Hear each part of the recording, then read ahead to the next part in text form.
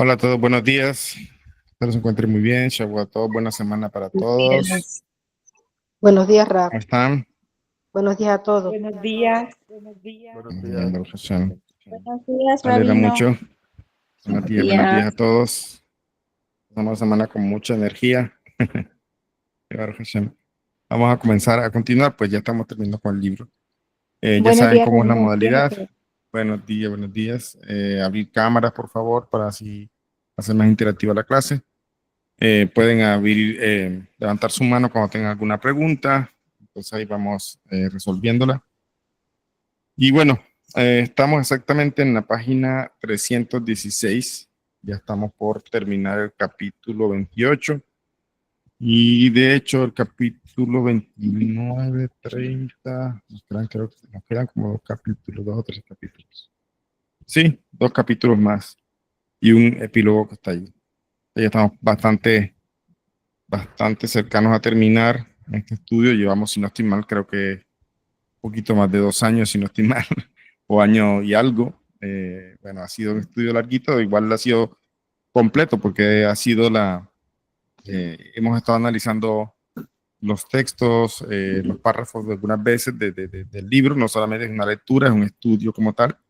Vamos explicando, vamos ahondando un poco más en eso. Entonces, nosotros quedamos la vez pasada aquí en el título que dice ¿cómo enfrentamos el dolor que provoca el mal? Estábamos hablando precisamente del bien y el mal y hablamos en algún momento un poco de los sufrimientos y ahorita la gran pregunta es ¿cómo enfrentamos entonces estas situaciones? ¿Cómo enfrentamos el dolor que provoca el mal? Dice, todos hemos visto las consecuencias del mal, podemos llegar a comprender que ese sufrimiento vigoriza al ser humano y que no hay mayor satisfacción que superar la adversidad. Pero esas revelaciones no satisfacen al corazón que sufre.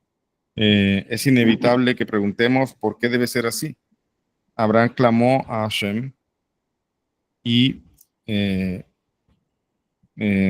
diciendo, el juez de todo el mundo no actuará con justicia.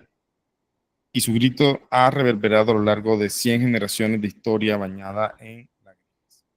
Es decir, esto resume mucho de lo que ya hemos comentado en otras clases también. O sea, sabemos que sí, que las dificultades, las pruebas en este mundo, los sufrimientos son para precisamente superarlos y sufrimientos nos ayudan a refinar cosas. Hay que agradecer por estas cosas. Ok, sí, digamos que en teoría todos lo comprendemos, pero se hace difícil cuando, como dice aquí, para una persona que sufre. O sea, como que esto no satisface completamente las preguntas de una persona que sufre. Y lo que está haciendo ver el libro aquí es, bueno, esto no es algo nuevo. Desde Abraham Avinu también ya, él hizo esta gran pregunta y es una pregunta que ha venido, como dice, haciendo eco en cada generación y mucho más analizando pues históricamente todas las cosas que le ha tocado pasar al pueblo de Israel, que también han sido sufrimientos bastante grandes. Entonces dice aquí, todas las explicaciones del mundo no pueden aliviar el dolor de aquel que sufre. Aún la más lógica de las razones es, en el mejor de los casos, solo teoría. El corazón nunca se conciliará con el dolor. Por otra parte, la fe en Hashem no depende de las respuestas a indagaciones filosóficas. Ninguna cantidad de trabajo intelectual puede mellar la fe del creyente, pues la fe se alza sobre un sentimiento inferior de lo que es verdadero y real. De lo que es verdadero y real.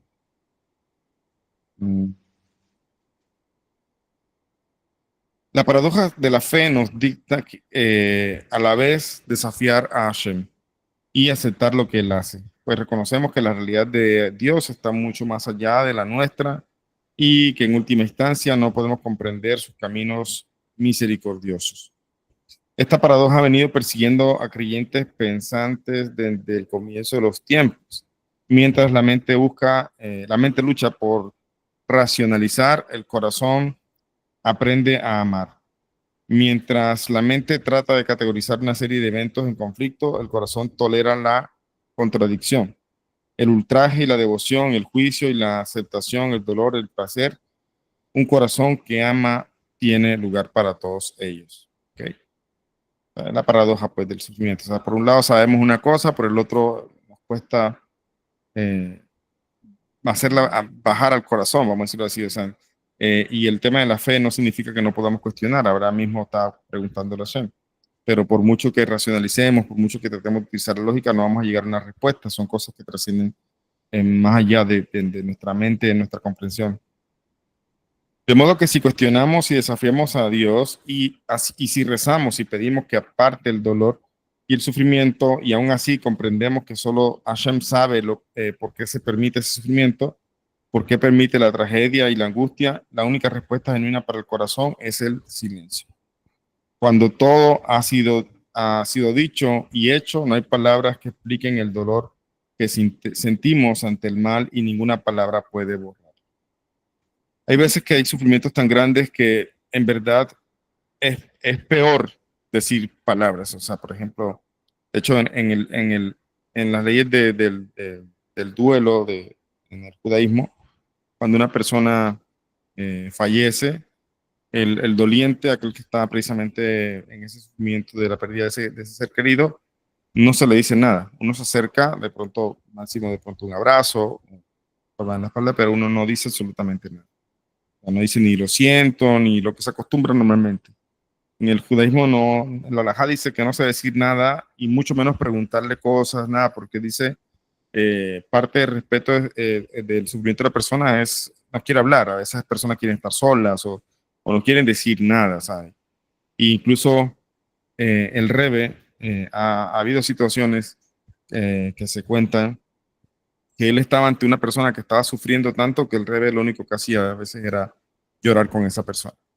O sea, a veces hay situaciones en las que no hay palabras. O sea, por mucho que le trates a una persona, mira, tienes que tener fe, mira que los sufrimientos son para hacernos más fuertes, que alguien está refinando cosas. O sea, sí, a veces que la persona sabe todo eso, pero nada de eso le alivia el sufrimiento que tiene, o sea, su corazón, no es, incluso lo sabe, pero está sufriendo. Entonces, ¿qué puedes decirle?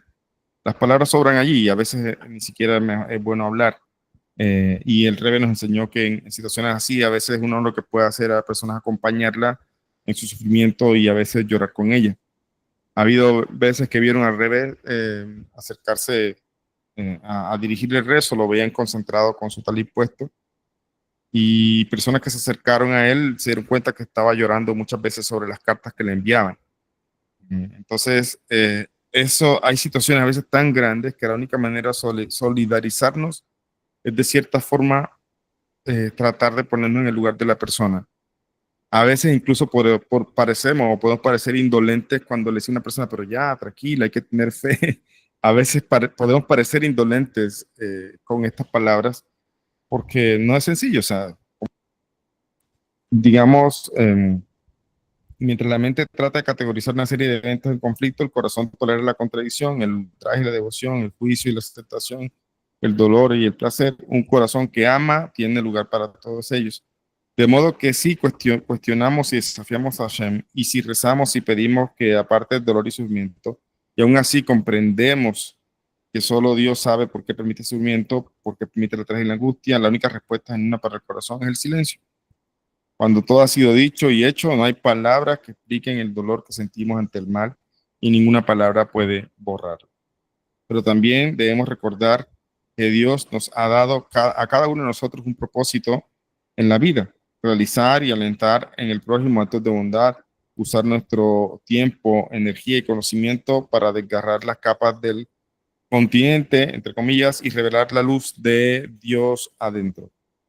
Pese a la falta de una respuesta satisfactoria a la pregunta del mal, uno puede y debe llevar adelante una vida plena de sentido, como es la justicia y la bondad y en los hechos ayudar a crear un mundo mejor, un mundo en el cual no hay alimento para el mal, ni lugar en el corazón del hombre para ninguna inhumanidad.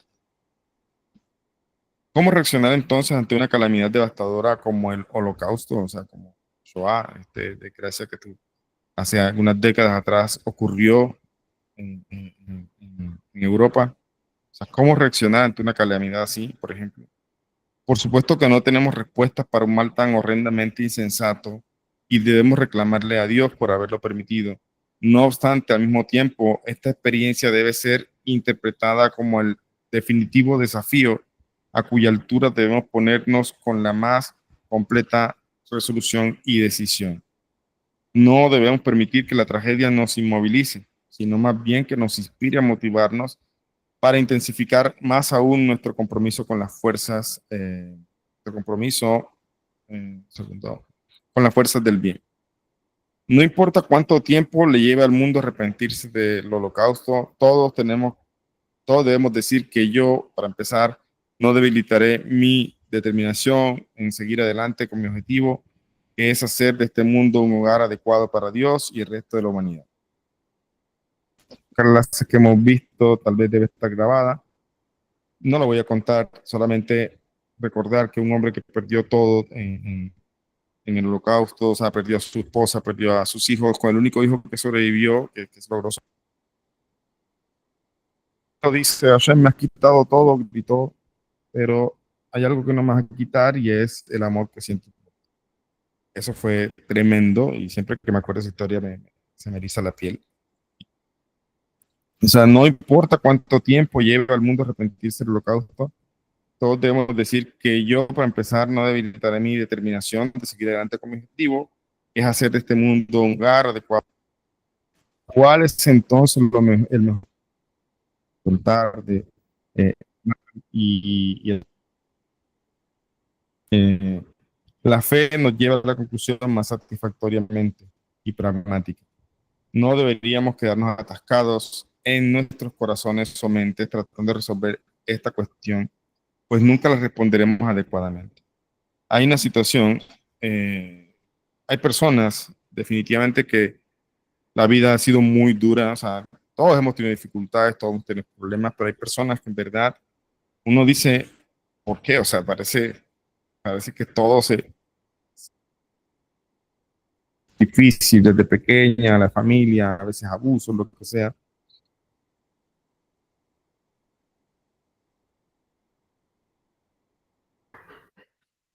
No sé si es mi internet, pero a veces escucho, a veces no, como que se corta. No ¿Soy sé, yo? ¿los Confirmo. demás me escuchan bien?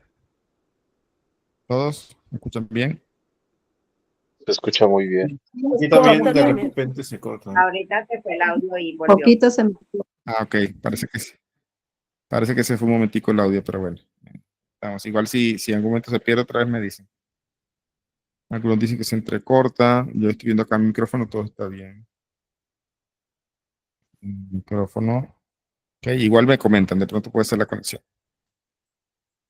Entonces les decía que hay personas que en verdad tienen muchas razones, por decirlo así, justificaciones, e incluso uno las podría entender en cuanto a la manera de pensar, de actuar, eh, a veces ha llegado a un punto incluso de victimizarse inconscientemente. Lo digo porque conozco personas así que están hablando conmigo. Pero es difícil para uno decirle simplemente mm, cambia el objetivo, o sea, cambia la manera en que ves las cosas. Es difícil porque incluso uno puede decir, bueno, para mí es fácil decirlo, no estoy viendo estas cosas, pero ahí está el reto. El asunto es que en la medida que uno estudia estas cosas es para precisamente llevarlas a la práctica, para empezar a cambiar, para empezar a reflexionar acerca del modo de pensar.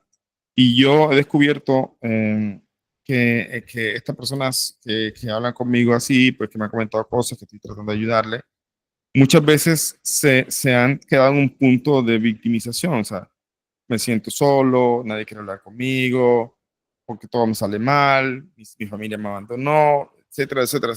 Y se vuelve entonces una queja constante y al mismo tiempo eso no le va a ayudar a progresar.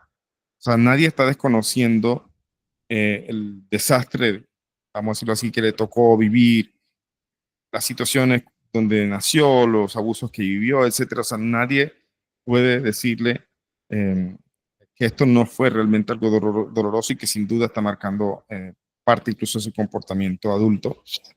Pero aquí es donde uno tiene que pensar, entre más repito yo estas cosas, ¿en qué me sirven?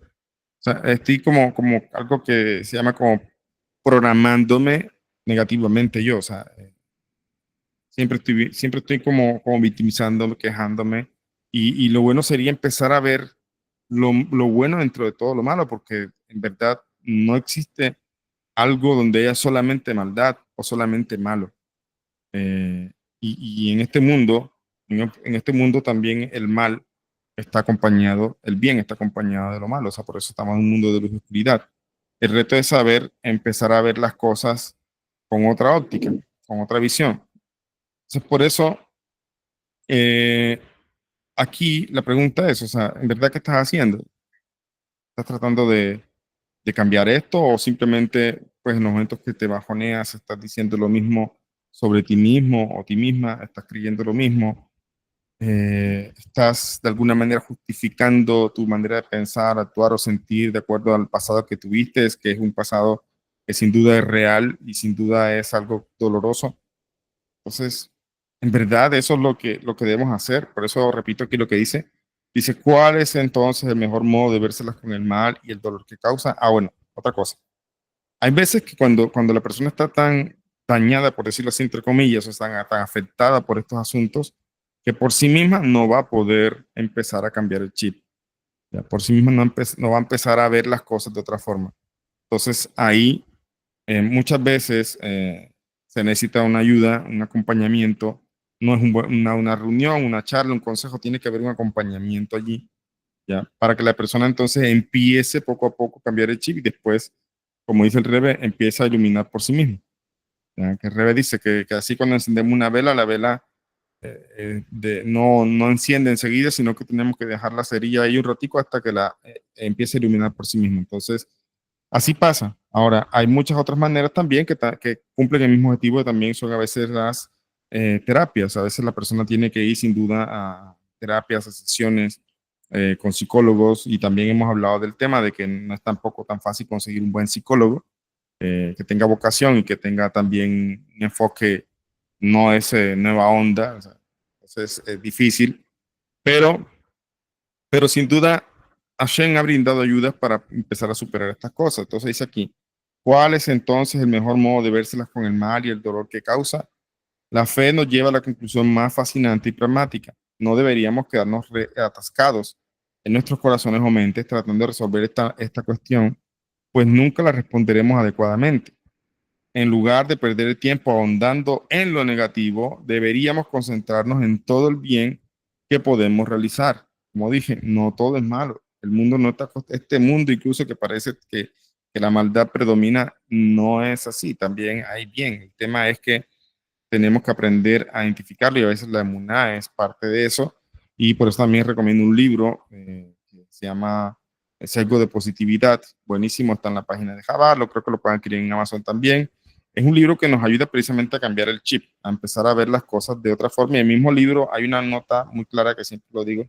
El libro nos dice, no se trata entonces de ignorar el mal y pensar que no existe y vivir en un mundo de fantasía. Dice, no, se trata es de aprender a ver con otros ojos estas situaciones y reconocer el mal, sí, claro, pero entendiéndolo o mirándolo de otra perspectiva. Si tenemos la capacidad de contrarrestar las fuerzas del mal, encendiendo sobre ellas la luz del bien. Y tenemos la certidumbre de que el bien prevalecerá. O sea, escuchen eso. Es otra cosa que la persona debería interiorizar y creerse. Tenemos la capacidad de contrarrestar las fuerzas del mal. O como dice el Talmud en el Tratado de Pesachim, dice al camello su carga. Hashem no le pone en la carga a una persona que no pueda superar, que no tenga la capacidad de ella en sus cualidades, en su fortaleza, en las cosas que él le regaló, de poder trabajar y superar estas dificultades. Hay dificultades, como dije, grandísimas, terribles, pero si tenemos esto claro, lo que nos acordamos o lo que vemos aquí es que incluso por muy difícil que sea la situación, Hashem no le está poniendo a la persona algo que no pueda superar, que no tenga las herramientas para poder superarlos. Entonces dice, esta confianza va más allá del optimismo común, porque el bien es el estado natural del mundo y la humanidad. Su efecto es eterno y acumulativo. Todas las buenas acciones del hombre a través de los tiempos, sus bloques de construcción que llevan al triunfo final del bien en el mundo.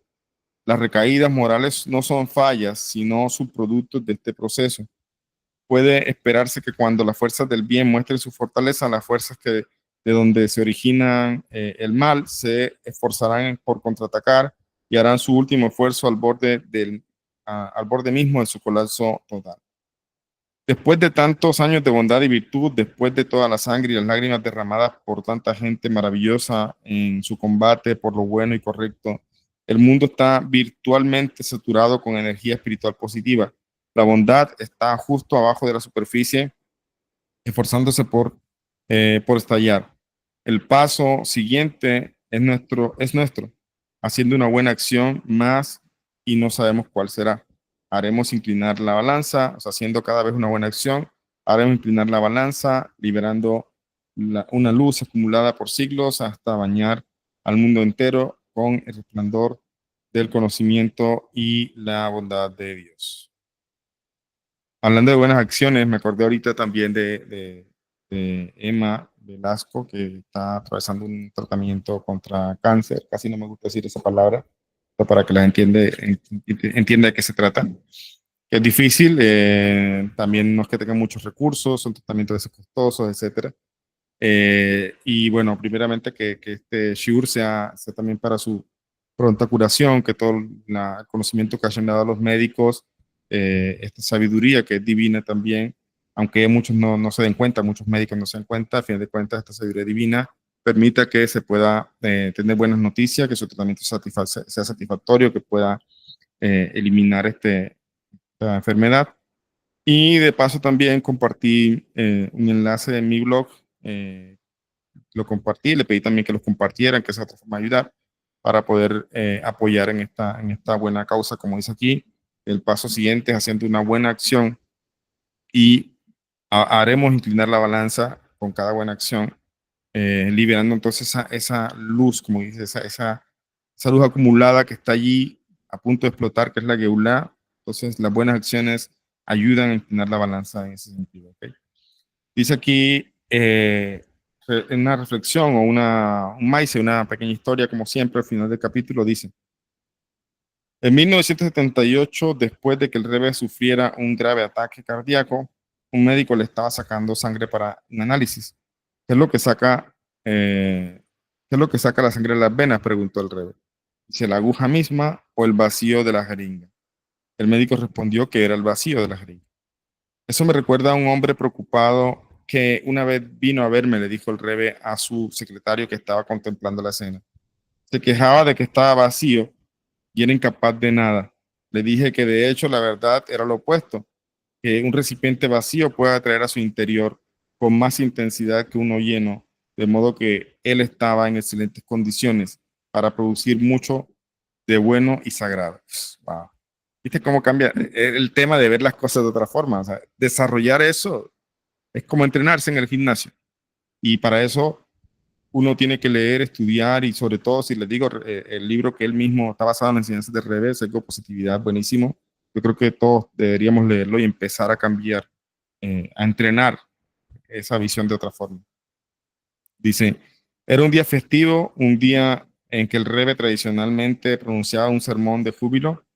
Ya que hoy no podré hablar, le dijo a su secretario, le pido a usted que repita lo que acabo de decir. Así como el vacío atrae con más intensidad que lo lleno, en la reunión de esta noche, aun cuando la persona que por lo común se siente en mi silla estará ausente, o sea, el espíritu festivo no debe perderse. Por el contrario, el vacío evocará todas las cosas buenas del cielo. Wow, qué lindo. Bueno, capítulo 29. Está hermosa esa reflexión, está muy bonita. Capítulo 29, ahí terminó el capítulo 28 sobre el tema el tema de esto bueno y malo y empezar a cambiar la visión. Y a veces incluso el vacío de una persona debería alentarnos más. Eso me pareció interesante. O sea, al revés, dice, esta persona que habitualmente se sienta en esta silla, está hablando de él como en tercera persona. Sí, lo voy a repetir, dice: así como el vacío trae más intensidad de lo lleno en la reunión de esta noche, aun cuando la persona que por lo común se sienta en esta silla, o sea, en vez de decir yo, como quien dice, o sea, si se pone en tercera persona, como haciendo las cosas, aparentemente él no es tan importante. sea, como que dice, lo más importante es que es la alegría. Dice, por lo común se siente en mi silla, estar ausente en el festivo, no, el espíritu festivo no debe perderse. Por el contrario, el vacío evocará las cosas buenas del cielo. Entonces, sí, a veces también perdemos personas que nos hacen mucha falta y sin duda pensar en el vacío puede ser algo que nos llene un poco de tristeza, pero ver las cosas de esta forma, como dice Rebe, es tremendamente pues, algo muy grande y algo al mismo tiempo alcanzable para todos. Grande me refiero en el efecto que puede tener, no significa que es algo difícil, realmente todos podemos entrenarnos para eso. Dice acá, capítulo 29 de los milagros. Acá, ver lo extraordinario dentro de lo corriente. Dos frases como siempre, dos reflexiones pequeñas. Dice una, la diferencia entre un milagro y un hecho natural es solo la frecuencia. Solo dice el Baal Shem Tov. Otra frase del Rebbe que dice, los milagros nos rodean, solo debemos abrir los ojos para verlos. Dos frases. Yo creo que es bonito que estas frases que tiene el libro en todos los capítulos, uno las pueda a veces colocar, puede ser, creo que es un ejercicio colocarlas a veces en la puerta del refri, ¿no? De la nevera, como dicen en Colombia, así. A veces uno va a tomar agua. Yo lo digo porque ahí mi hija coloca a veces cositas y siempre que voy a tomar agua veo la frase o lo que está escribiendo. A veces está escribiendo una agenda, un horario, una rutina. Entonces yo creo que sí sería bueno tomar estas frasecitas y capsulitas y poniéndolas. De hecho, una vez lo escuché de una amiga que fue al psicólogo, me comentó que la psicóloga, como ella tenía problemas de autoestima, inseguridad, entonces la psicóloga le recomendó, de ahí viene la idea que le estoy diciendo, le recomendó poner frases en diferentes lugares de la casa donde ella frecuentaba. Las frases que elevaran su autoestima, esas frases, digamos, donde lavaba los platos, digamos, cocina, en su habitación, etcétera. Entonces, es el hecho de frecuentarse con estas cosas, ayudan precisamente a programarnos, a ver las cosas. Dice aquí, después de las dos reflexiones, viene con un maíz, una pequeña historia. Dice, un grupo de estudiantes universitarios tenía una audiencia privada con el Rebbe. Un estudiante le preguntó si podía realizar milagros. El mundo físico natural, explicó el Rebbe, no es una entidad separada del mundo espiritual, más alto. Más bien evolucionó de él. Así, cuando alguien se relaciona con el mundo espiritual, o sea, con Dios, puede afectar las cosas de este mundo físico de un modo que no puede anticiparse. A toda persona se le da la elección de conectarse o no con el mundo espiritual. Debemos hacer la elección correcta, continuó el Rebbe, y usar toda nuestra fuerza para vivir de manera virtuosa, para introducir la armonía en todo lo que encontramos, para alentar a otros a aumentar la bondad y derrotar el mal. En suma, para hacer del mundo un lugar mejor. Y concluyó, de modo que en esencia, inspirando estudiantes como ustedes a salir al mundo y realizar buenas acciones, sí, podemos realizar milagros. ¿Qué es un milagro? Entonces dice acá el libro. ¿Creen ustedes en los milagros? Para responder a esta pregunta debemos definir lo que debemos decir con la palabra, lo que queremos decir con la palabra milagro. La palabra se usa con tanta frecuencia a veces para hechos tan triviales que se ha vuelto un cliché. A nivel superficial, algunas personas consideran que un milagro es simplemente un hecho inesperado o una sorpresa agradable. Para otras, en cambio, un milagro es la creencia de que Dios ha intervenido sobrenaturalmente en sus vidas. La gente puede estar en desacuerdo sobre si algunos hechos de su vida son realmente milagrosos o puede explicarse de modo natural.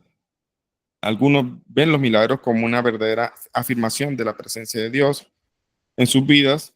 Una persona más escéptica podría pensar en el milagro como una esperanza poco realista, algo a lo que uno se aferra frente a las duras realidades de la vida. La cuestión de los milagros es en realidad una cuestión de cómo entendemos a Dios y el papel que juega en nuestras vidas, analizando la anatomía de un milagro y comprendiendo nuestros sentimientos sobre los milagros, podemos aprender mucho que nos ayudará a encontrar un sentido más profundo a nuestra vida. ¿Qué queremos decir al hablar de milagro? Si estamos de acuerdo en que un milagro es un hecho benéfico que no puede ser explicado por las leyes de la naturaleza. Entonces, debemos hacer primero la pregunta, ¿qué es un hecho natural? ¿Por qué no habría de ser considerado un milagro cualquier hecho natural que nos asombra y nos alegra, nos contenta? Para decir la verdad, en realidad no comprendemos las leyes de la naturaleza. Sí, la naturaleza opera de acuerdo a un designio que hemos llegado a aceptar como normal, pero si bien esto hace la vida más predecible y en consecuencia más confortable, no la hace necesariamente más comprensible. Cuando sabemos, por ejemplo, que el sol se alzará mañana, a la mañana tenemos un sentimiento de orden y control, pero seguimos sin tener la idea de por qué la naturaleza fue creada de este modo.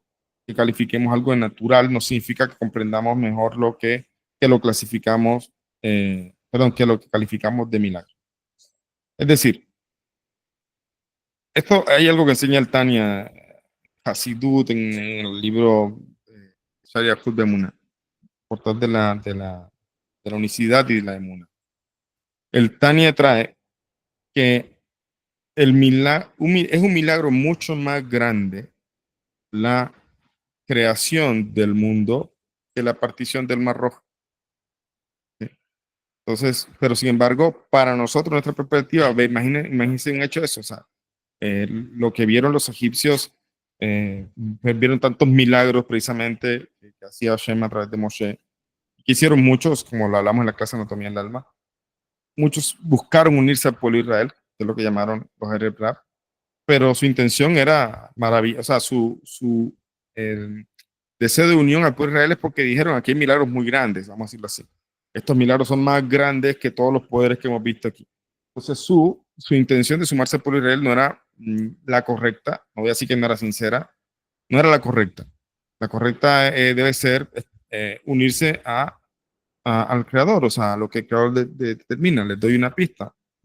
Cuando Ruth, la moabita, le preguntaron, cuando ella quería convertirse, quería seguir a su ama y todo esto, ella le decía que no, que se fuera a su casa, etcétera, hasta que al final ella dijo, tu pueblo será mi pueblo, tu Dios será mi Dios. Entonces ella puso a Dios, entre comillas, de segundo. Dijo, tu pueblo no dijo, tu Dios será mi Dios y tu pueblo será mi pueblo. No dijo eso, puso a Dios en un segundo lugar, aparentemente. Le está diciendo es, tu pueblo será mi pueblo y tu Dios será mi Dios. Es decir, ella lo único que quería era sumarse al pueblo, a ese pueblo que cumple la voluntad de Dios, que Dios le dio unos preceptos muy especiales y que nada le podía quitar a ella su intención. O sea, quería servir a Dios siendo parte del pueblo, en otras palabras. ¿Ya? Porque una persona puede servir a Dios siendo noajida, sin duda. Una persona debería ser noajida y servir a Dios, pero ella quería servir a Dios siendo judía, pero eso es una conciencia donde no es la emoción, sino que estaba dispuesta a someterse a todas las leyes del judaísmo y de hecho fue lo que hizo. Fue lo que hizo y vemos precisamente cómo ella con humildad siguió todas estas las recomendaciones y también los consejos de- de su amo. Ahora, hay personas que se acercan al judaísmo, puede ser porque le gustó tal o cual persona que es judía, quieren casarse o quieren tener la ciudadanía israelí o quieren. Eso es algo con lo que pasó con los Erev Rav. Ellos se acercaron al judaísmo con la intención de ser parte o de estar, vamos a decirlo así, para resumirlo, persiguiendo el milagro. Eso es lo que ellos querían.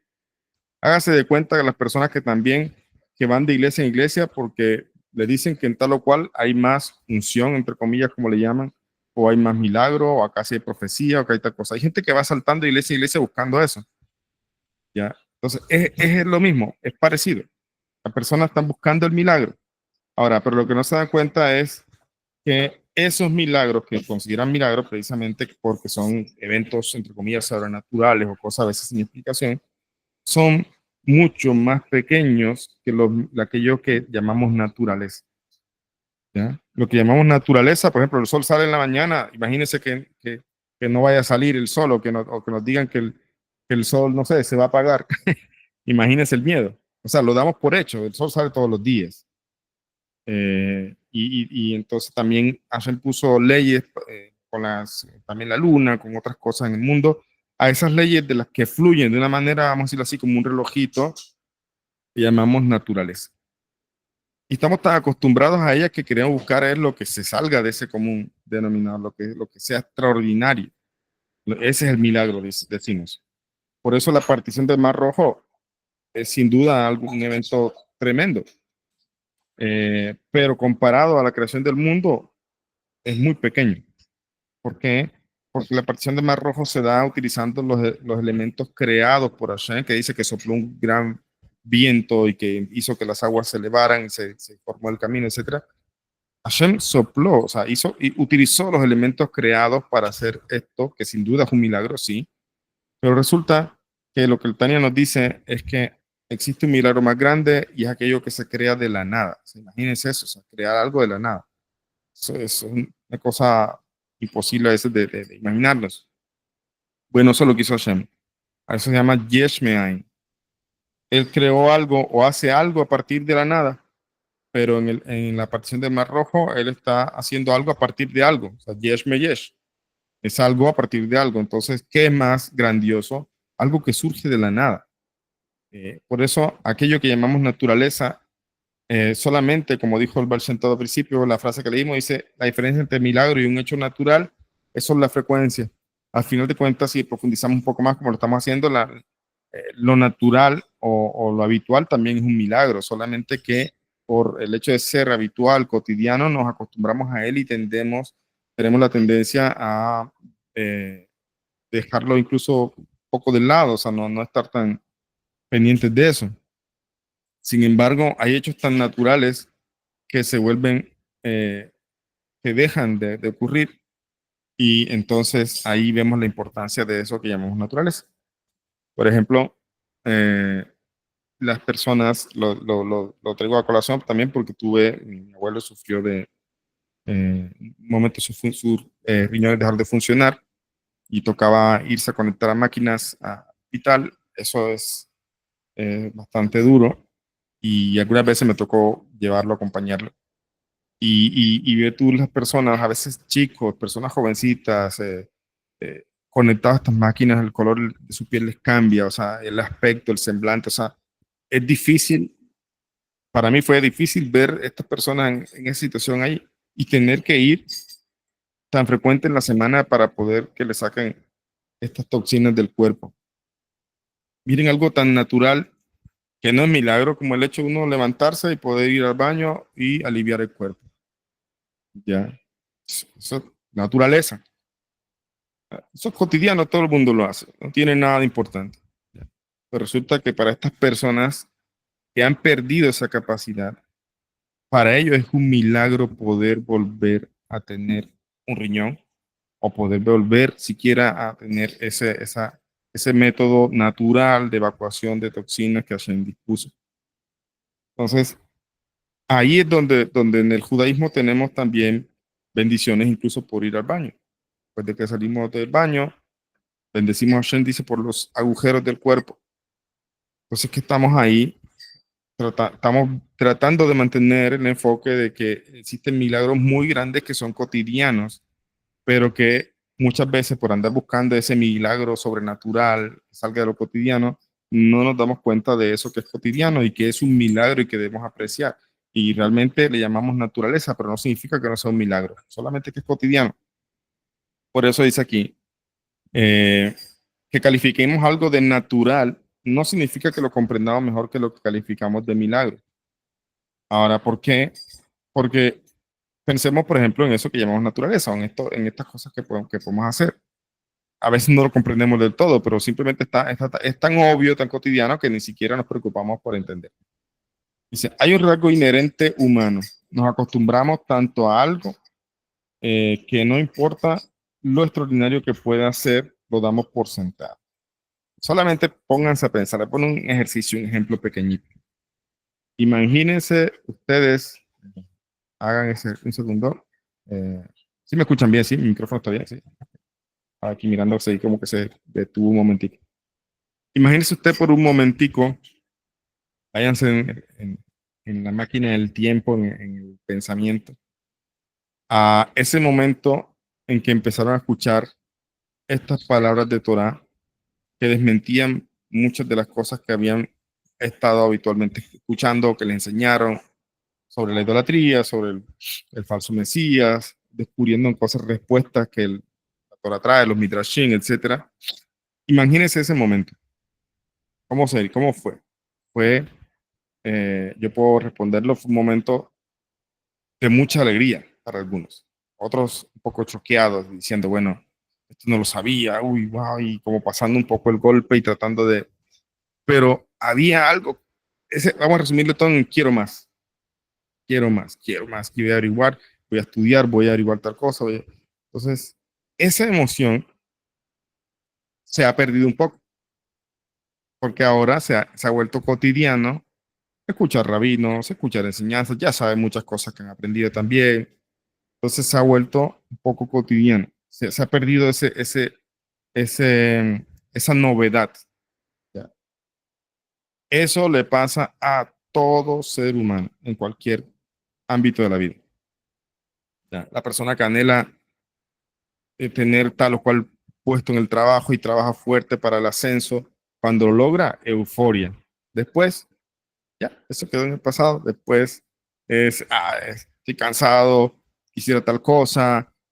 Se vuelve, todo es así, el ser humano es así. O sea, eso es una cualidad buenísima. ¿Por qué? Porque si no tuviéramos esa cualidad de adaptarnos, esa cualidad de adaptación, sería difícil superar las pruebas. Y el ser humano, incluso en la Shoah, en los campos de concentración, ahí se adaptaron los judíos allí se adaptaron también, o sea, trataron de mantenerse vivos, sobrevivir, supervivir allí, manteniendo, o sea, aprendieron como dice, adaptarse, a concientizarse de la situación. No significa que no esperaban escaparse, hay muchas historias. ¿Han visto la película Pollitos en Fuga? Es muy bonita película, me gusta la animación. No sé si sabían que si ustedes son apasionados de la historia de los campos de concentración, todo lo que hacen ahí es la representación de un campo de concentración. ¿Sí sabían eso? ¿Ya? Por ejemplo, cuando están buscando que los tornillitos, las tuerquitas para hacer el avioncito con que iban a escaparse, ellos tienen unos bolsillos aquí largos al lado de las piernas, de las paticas, y así empiezan a traer camuflado eso. Eso en la Segunda Guerra Mundial se les llamó pingüinos. Eran judíos que escarbaban, que hacían huecos subterráneos y para poder hacer que la tierra, o sea, que no encontraran los guardias tierra nueva, por decirlo así, tierra fresca.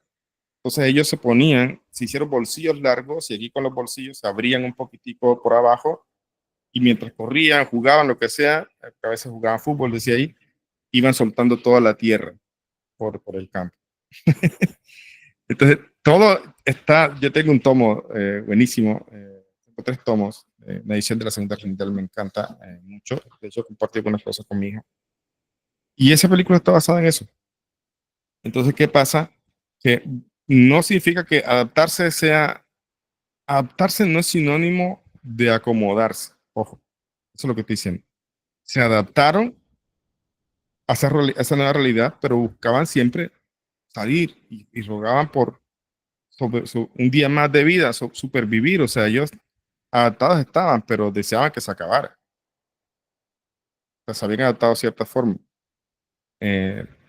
Había cumpleaños. ¿No le alcancé a escuchar? Pollitos en Fuga, se llama. Entonces, es otra cosa. Adaptarse no significa acomodarse, no significa perder la esperanza, no significa perder espíritu de lucha, no significa perder la fe, es lo que Rebe está diciendo. Es que tenemos la habilidad de adaptarnos, la habilidad de amoldarnos. Mire, un ejemplo sencillo, el COVID. ¿Ya? Fue difícil el COVID, pero de alguna manera nos adaptamos a eso, al encierro, después ya entonces a andar con la mascarilla, etcétera. O sea, nosotros, los seres humanos, tenemos una gran virtud, un gran regalo que Hashem nos dio, y es la capacidad de adaptación, la capacidad de amoldarnos a las situaciones. Pero al mismo tiempo, eso nos juega una mala pasada. ¿Cuándo qué? Cuando llegamos a lo que se llama monotonía, naturaleza, paisaje, o como alguien escribió por aquí en el chat, aburrimiento. se aburre, nos aburrimos, ¿ya? Entonces, dice Heidi por aquí, yo sabía que esa película era inspirada en lo que exactamente la ocasión. Los que nos gusta la historia, sobre todo la historia de la Segunda Guerra Mundial, en verdad hay muchas cosas allí.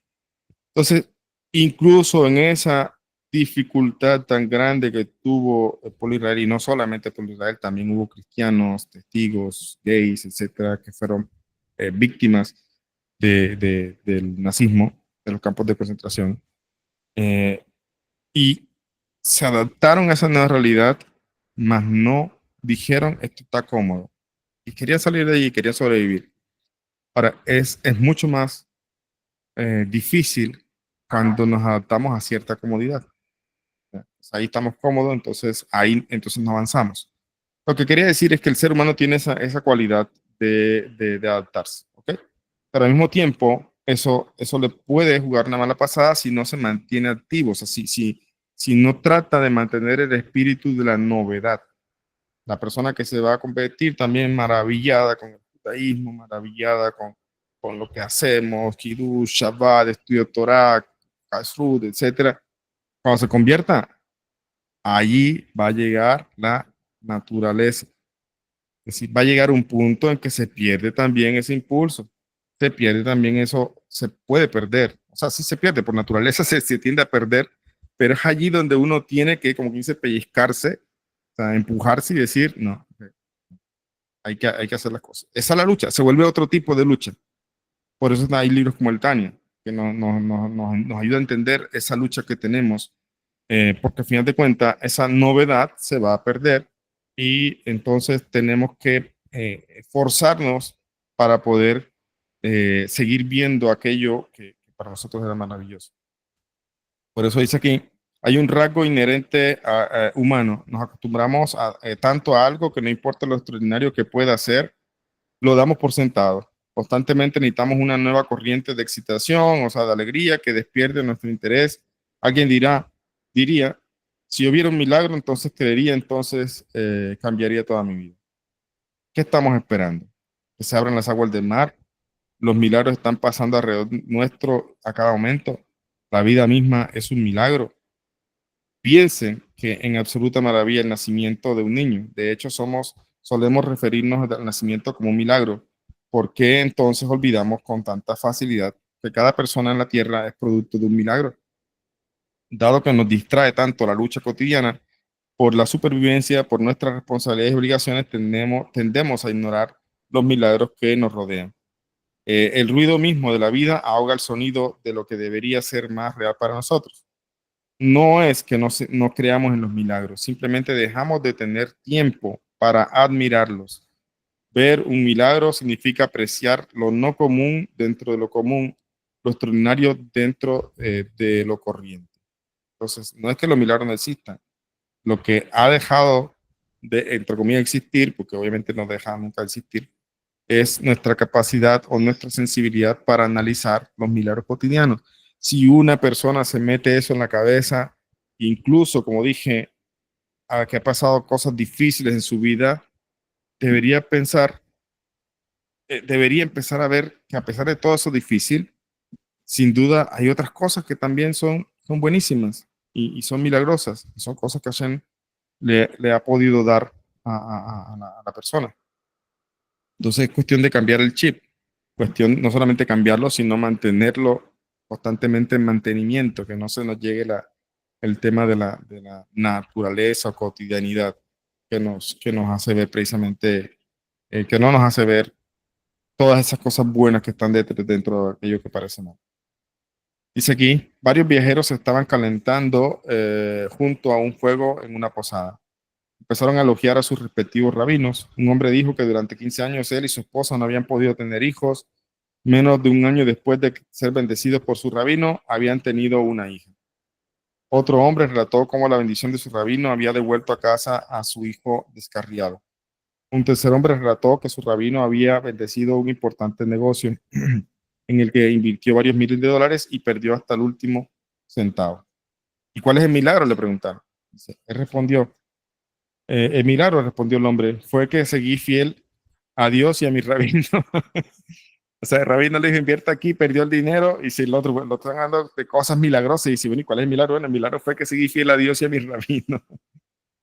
Es el tema, ver las cosas de otra forma. Cuando podemos reconocer lo extraordinario dentro de lo ordinario, los hechos sobrenaturales no nos impresionan tanto. La fe y la vida no dependen de tales milagros, pues tenemos una relación madura con una realidad que es superior a nosotros y comprendemos que el milagro mayor es nuestra misma experiencia. Basta con contemplar el asombroso diseño y equilibrio dentro de cualquier familia de reino animal, vegetal o mineral, para no decir nada de la belleza del cuerpo humano o la elegancia del sistema solar. El milagro divino de la naturaleza no debe buscarse en sus hechos más raros, sino en su inquebrantable regularidad. Mientras que cada creación del hombre es efímera, cada parte de la naturaleza es limitada, permanente e inexplicable, es una palabra milagrosa. Voy a terminar aquí, ya aquí terminamos esta parte del libro. Quedamos en la página 324, dice, realmente suceden milagros, preguntando en la actualidad. Pero hablando de todo esto que estamos hablando, de ver las cosas de otra forma, a veces hay libros que nos permiten saber aquello que no podemos conocer.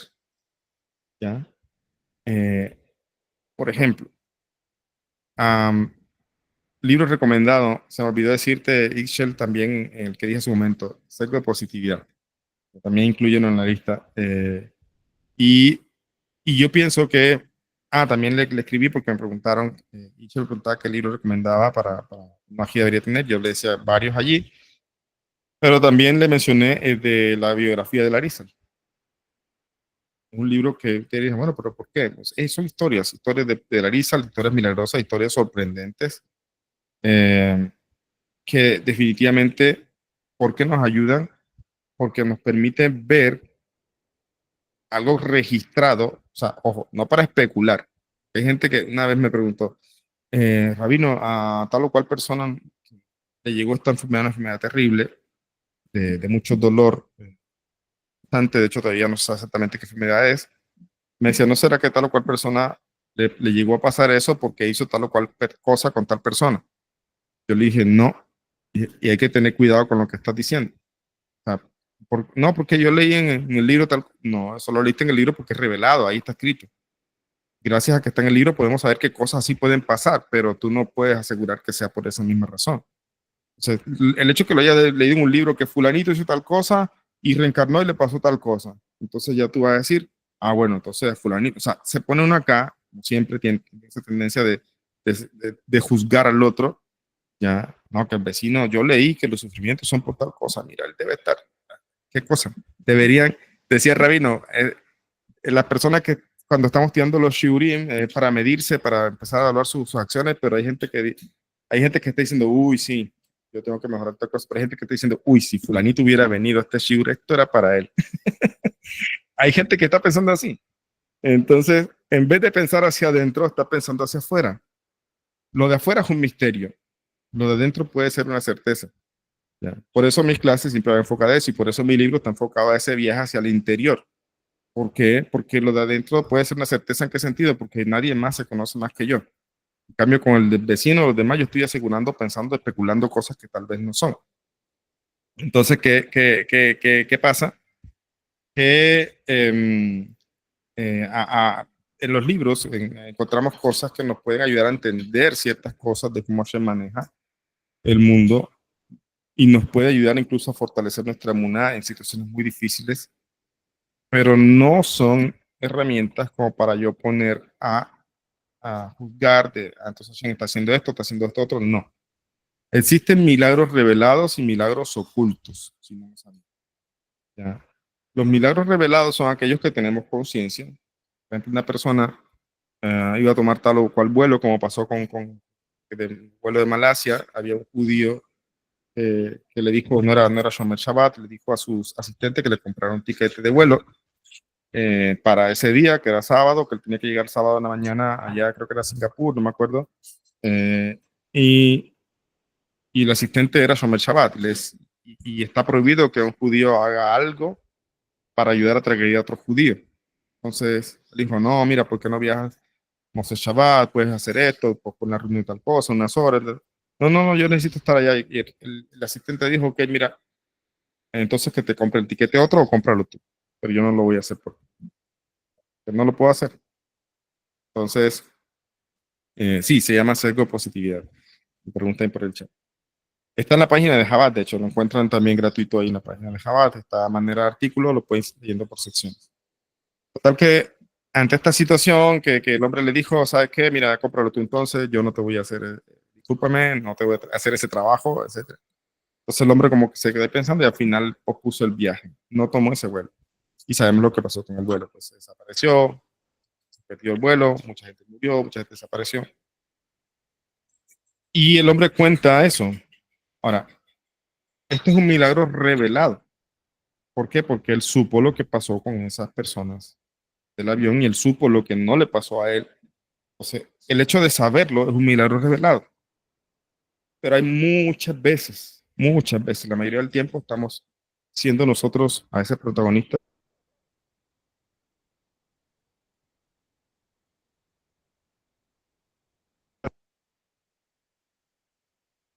Se fue la voz.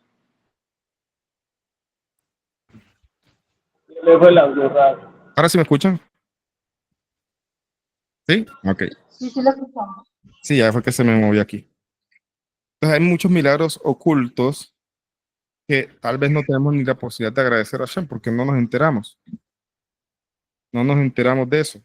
Es más, en la Parashá Re'eh dice que a veces los milagros ocultos son mucho más grandes y por esa razón no pueden mostrarse abiertamente, de manera revelada. Entonces, bueno, hablando de eso, de esa introducción, hay una historia de Bashan Talk que leía con mi hija en Shabbat, ella me leía, me compartía, que se llamaba algo así como los designios de Hashem, algo así. Había una mujer, Bashan Talk estaba caminando por un pueblo, como siempre, y había una mujer que se le acercó y le dijo, maestro, dame una bendición. Le dijo como muy angustiada, apurada, le dijo, bendíceme, por favor, le dijo, no tengo hijos, siento vacía, me va bien en otras cosas, pero me siento como vacía, no tengo hijos, bendíceme, por favor, dame una bendición para tener hijos. Y el rabino le dio una bendición y la mujer quedó encinta luego se enteró ella tiempo después, había pasado no sé si un año, 2 años, no me acuerdo, total que era la época en que había destetado a su hijo. Entonces ella se enteró que Barshentov estaba por la ciudad nuevamente y salió feliz a contarle a Barshentov de que tenía un hijo gracias a su bendición. Se acercó, pidió a reunirse con el rabino, habló con él y él le dijo, Rab, mire, usted me dio una bendición para tener hijos, milagro, aquí está mi hijo. Ya, lo acabo justo de destetar, está aquí, lo traigo para que usted vea el milagro. El rabino no dijo nada, solamente le besó la frente al niño y se retiraron. Unas horas después de eso, el niño cayó con una fiebre tremenda y se murió. La mujer, obviamente, dijo, se fue donde el rabino, llena de muchas emociones, y le dijo, usted mató a mi hijo, le dijo. Le dijo, usted mató a mi hijo. ¿A qué le hizo? Entonces, el rabino la trató de consolar, calmarla y le dijo, mire, hace mucho tiempo existía un rey de que su hijo, que no podía tener hijos y estaba él gobernando en un lugar donde había muchos judíos, entonces él quiso poner un decreto que los judíos pidieran por él para que tuviera un hijo. Pero su consejero le dijo, no, no es así, no funciona así, con los judíos hay que hacerlos sufrir para que sus tefilot sean más del corazón. Imagínense, es un consejo, es cierto, pero se parece al consejo de Bilán. Es cierto, pero es un consejo torcido. Entonces le dijo, por eso decreta que los vas a expulsar a todos, los vas a exiliar a todos de aquí, si ellos no rezan para que tú tengas un hijo. Claro, los judíos escucharon ese decreto, se pusieron a rezar, hicieron ayuno, plegaria, todo, y el rey tuvo un hijo. Hashem les concedió un hijo. Luego había, este rey le buscaba a su hijo como educarlo, le traía maestros, etcétera, y le consiguió un maestro también que era como un sacerdote católico. Y resulta que este hombre le enseñaba muchas cosas, etcétera, y el hijo aprendía mucho de él, pero era un hijo muy vivaz, una esponjita, quería aprender más. Y un día se acercó a la habitación donde estaba de su maestro, este sacerdote, y se dio cuenta que estaba envuelto en un manto blanco, con unas cosas puestas en su cabeza y en su brazo, y con un libro muy grande abierto allí. Entonces entró un poquito y el hombre se asustó muchísimo y temió de que él le fuera a decir a su padre que realmente era un judío. Ya, ahora, aquí vamos a la entrada de por qué él estaba haciéndose pasar por otra cosa. Eso en la historia hay muchísimos casos así en que por salvar su vida se mostraron externamente de una forma, pero no internamente. Eso Raman lo trae, lo menciona, es un tema de mucha discusión de los sabios, etcétera. No importa, que el hecho es que el chico vio a este hombre y le dijo, ¿qué es eso? Y, y le dijo, prométeme que no le vas a decir a tu papá. No, yo quiero aprender, quiero saber de ese libro que está leyendo, que era una Gemara. Y eso que tiene, no, lo que pasa es que soy judío, le explicó que dijo, yo quiero aprender. Entonces el hombre empezó a enseñarle Gemara al niño, a tal punto que el niño dijo, quiero convertirme, quiero, ya siendo un poquito más adolescente, dijo, quiero ser judío. ¿Y cómo puedo hacerlo? Dijo, bueno, la única manera, le dijo él, es que te vayas a otro pueblo donde hay una gran comunidad judía y que no están tan reprimidos como aquí. Es la única manera que lo puedes hacer. Entonces, él habla con tu padre, dile que ya estás un poco grande, que quieres, antes de asumir el reinado, pues quieres viajar un poco, conocer también el mundo y no creo que él diga que no. Entonces, el niño, el joven, pues ya tomó así su carreta, le pusieron unos asistentes, etcétera. Pero al final, él, cuando salió de la ciudad, le dijo a ellos que se regresaran, que él quería viajar solo y se fue solo. Va, luego se convirtió, vivió una vida como judío, una vida muy ejemplar, etcétera, y murió. Y luego en el juicio celestial, no le encontraron falla alguna. Dijeron, converso, sincero, hizo muchas cosas bien, etcétera. Pero entonces, cuando estaba por cerrar el juicio, hubo una voz, un ángel acusador, que dijo, bueno, sí, pero ¿qué me dices de que mamó de una mujer gentil? Y no sabían, esto le pasó a Moshe también. Ya, a Moshe también, no, Moshe no mamó, pero sí puso sus labios en los pechos de las nodrizas, y por eso es que el ángel hace que se queme con el carbón para, de alguna manera, entre comillas, cacherizar ese asunto. ¿Ya? Pero entonces ese ángel dijo, no, pero listo, no tiene mancha, este hombre hizo todo bien, pero mamó de una mujer gentil. Entonces, ok, le dieron la razón, entonces que lo hicieron nacer de nuevo y ahora mamó de una mujer judía, pagó lo que tenía que pagar, o sea, más bien reparó lo que tenía que reparar y se murió. ¿Ya? Entonces el Bachentor le dice, esto es lo que pasó con tu hijo, deberías sentirte agradecida de haber tenido la oportunidad de ser la cuidadora de un alma tan grande como esa, y se te dio esa oportunidad de ayudarle a un ticún. Entonces deberías agradecer por eso en vez de pensar de pronto como estás pensando. Entonces, ese es el punto, lo que estamos diciendo. El punto que hoy es, no conocemos los designios de Hashem. Nosotros no sabemos. Por eso es que también a veces decimos, ¿pero qué injusticia si se murió jovencito? Sí, pero lo injusticia sería dejarlo aquí cuando ya no tiene nada que hacer. Eso sería injusto. Ya cumplió lo que tiene que hacer y ya, ¿qué más va a estar aquí? Pues Hashem se lleva muchas veces, muchas no, cuando es el momento exacto, él se retira esas almas de aquí. Y nuevamente, las cosas que no entendemos, ¿por qué? Porque pensemos una persona, ¿por qué me tocó así mi vida? O sea, ¿por qué tuve que vivir tal o cual cosa? ¿Por qué tanto abuso? ¿Por qué tal cosa? Va a sonar feo, pero a fin de cuentas tenía que vivirlo. Son cosas que Hashem no sabe por qué, pero le está poniendo algo allí. Está como alguien que me decía en estos días, me decía, Rabino, no sé, yo le decía, esta Hashem la quiere mucho, o sea, usted tiene, de lo que empieza le va bien, o sea, y le prospera. Hashem la quiere mucho. Entonces, me decía, sí, Rabino, pero siempre despierto envidia y me dicen que soy, que estoy robando, que estoy haciendo tal cosa, que por eso digamos, entre los jefes soy como querida, etcétera. Yo le decía, pues tal vez todo eso sea verdad, de pronto robó, le dije, pero no en esta vida. O sea, eso lo aprendí de otro rabino. Me decía, a veces uno le está acusando de cosas que ahorita uno no ha hecho, pero se la están diciendo. ¿Ya?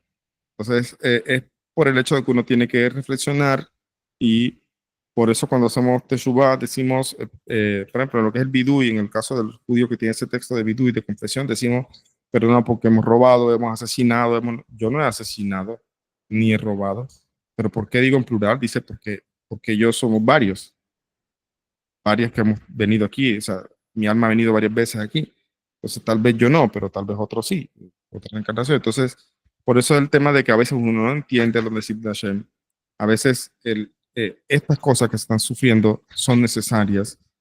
El objetivo es que Hashem, o que Hashem quiere que la persona cambie un poco el chip y empiece entonces a tratar de ver las cosas de otra forma, porque si se queda enfrascado en por qué yo sí soy de mala suerte, y yo tal cosa, se queda enfrascado allí, no va a avanzar y eso solamente va a bloquear lo que Hashem quiere para él. ¿Okay? Chicos, los dejo hasta ahí. Discúlpenme que no les dejo un espacio a preguntas, comentarios, porque tengo otra cosa que hacer. Pronto estamos ya terminando el libro. En la próxima clase seguimos hablando de este tema de los milagros, que está muy bueno. Y les dejo por ahora. Que tengan una bonita semana. Todo lo mejor, muchas bendiciones, muchas buenas noticias. Y bueno, que pasen muy bien. Chao, chao. Gracias. Gracias.